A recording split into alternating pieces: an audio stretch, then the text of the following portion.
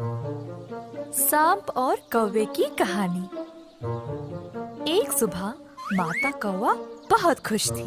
वो बोली, का का, आज मैं माँ बनने वाली हूँ।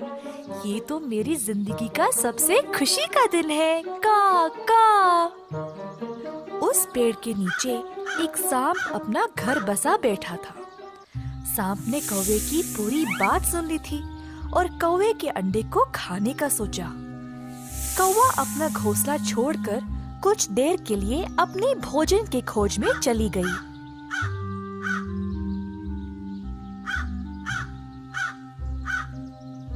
इतने में ही सांप ने देखा कि कौवा अपने घोंसले में नहीं थी।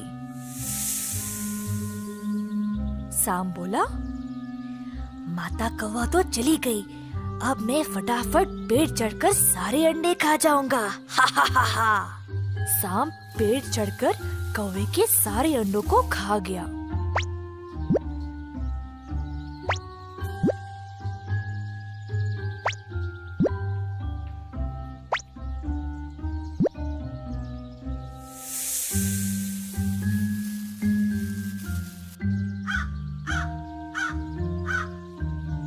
जब कौवे ने वापस आकर देखा कि उसके अंडे वहाँ पर नहीं थे, तो वो बहुत उदास हो गई और सांप से पूछी, क्या तुमने मेरे अंडों को किसी को ले जाते हुए देखा?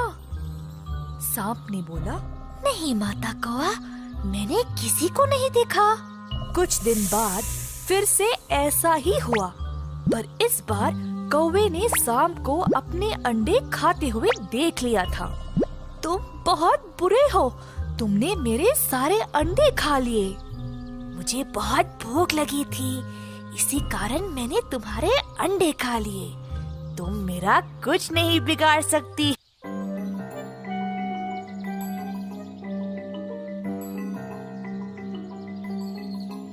कुछ दिन बाद कौवे ने उस अंडा चोर सांप को सबक सिखाने का सोचा और बिल्कुल उन अंडों जैसे दिखने वाले पत्थर चुना और अपने घोंसले में रख दिया।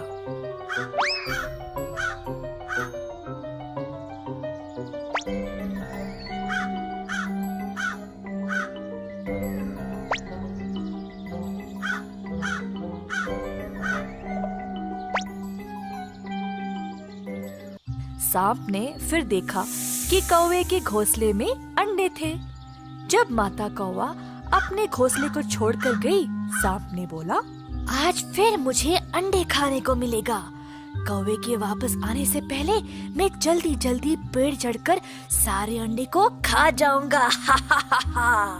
सांप ने फिर कौवे के सारे अंडों को खा लिया, पर इस बार सांप को पता नहीं था कि वो अंडे नहीं, बल्कि अंडे जैसे दिखने वाले पत्थर थे। जब सांप ने जल्दी जल्दी उन अंडे जैसे दिखने वाले पत्थरों को खाया, तब उसके गले में सारा कुछ अटक गया। इसी कारण सांप वहाँ से तड़प तड़प कर भाग गया। अब तो तुमको सबक मिल गया। इस कहानी की नैतिक ये है कि बुराई का परिणाम बुरा ही होता है। जंगल के बीच में एक तालाब था, जहाँ बहुत सी मछलियाँ रहती थी। बहुत गर्मी पड़ने के कारण तालाब सूखने लगा था। अब हमारा तालाब सूखने लगा है, क्या करें जिससे हमारी जान बच सके?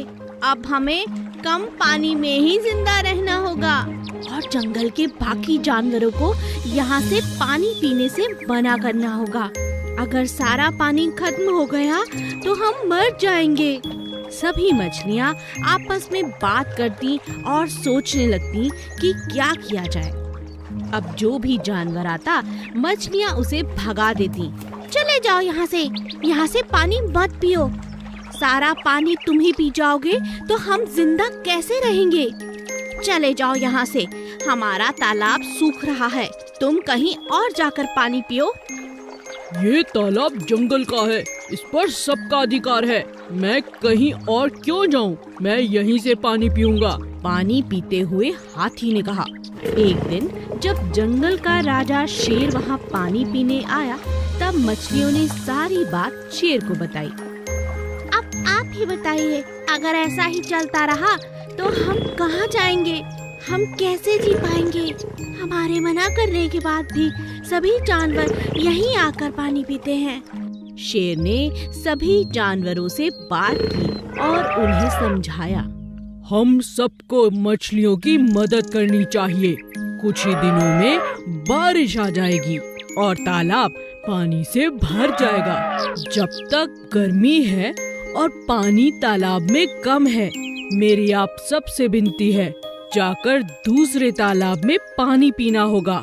हम सभी जानवरों को एक दूसरे के साथ मिलजुल कर रहना है। अब सभी जानवरों को शेर की बात समझ आ गई और जानवर दूसरे तालाब में जाके पानी पीने लगे। कुछ ही दिनों में बरसात हुई और तालाब फिर से पानी से भर गया।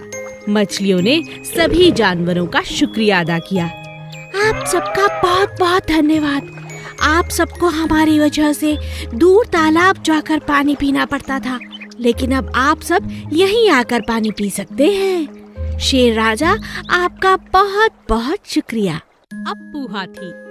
एक दिन अप्पू हाथी जंगल में भोजन की तलाश में इधर उधर भटक रहा था कि अचानक वो एक बड़े से गड्ढे में गिर पड़ा। अरे, इतना बड़ा गड्ढा, अब मैं बाहर कैसे निकलूंगा? ये क्या हो गया? मेरी नजर इस गड्ढे में क्यों नहीं पड़ी? अरे कोई मुझे बचाओ, कोई है, मेरी मदद करो।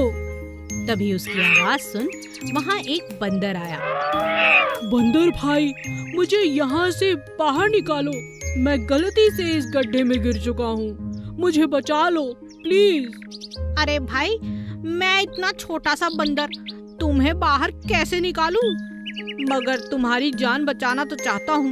एक काम करता हूँ, मैं अपने सभी दोस्तों को बुलाकर लाता हूँ, तब तक तुम मेरा इंतजार करना। ठीक है, पर जल्दी आना। अरे दोस्तों, जल्दी चलो, बेचारा हाथी एक बड़े से गड्ढे में गिर चुका है। मगर हम उसकी कैसे मदद कर सकते हैं? क्यों नहीं कर सकते? चलो, हम उस गड्ढे में धीरे धीरे मिट्टी डालते हैं। कुछ ही देर में हमारा हाथी बाहर आ जाएगा। चलो चलो, जल्दी करो। बंदर और उसके दोस्त जल्दी से हाथी के पास पहुँचे। तुम घबराओ नहीं हाथी, हम अभी इस गड्ढे में मिट्टी डालते हैं, ये भर जाएगा और तुम बाहर निकल आओगे। मगर कैसे? तुम्हारे हाथ तो बहुत छोटे छोटे हैं। कोई बात नहीं, हम लगे रहेंगे काम में, घबराओ मत। चलो दोस्तों। सभी बंदर खूब जोरों शोरों से थोड़ी थोड़ी मिट्टी गड्ढे में डालते रहे। इस पूरे काम में बहुत देर लग गई, मगर उन्होंने हिम्मत नहीं हारी। धीरे धीरे मिट्टी भरती गई और हाथी ऊपर आ गया। तुम सबका बहुत बहुत शुक्रिया, तुम लोगों ने मेरी जान बचा ली। तुम्हारे हाथ भी दर्द कर रहे होंगे। तुम मेरे सच्चे दोस्त हो, तुम्हारा दिल से शुक्रिया। अरे कोई बात नहीं हाथी भाई, आज से तुम हमारे दोस्त हो। हमें अपनी पीठ पर बिठाकर एक चक्कर तो लगा दो। हाँ हाँ, क्यों नहीं, चलो चलो। और इस तरह बंदर और हाथी दोस्त चल पड़े जंगल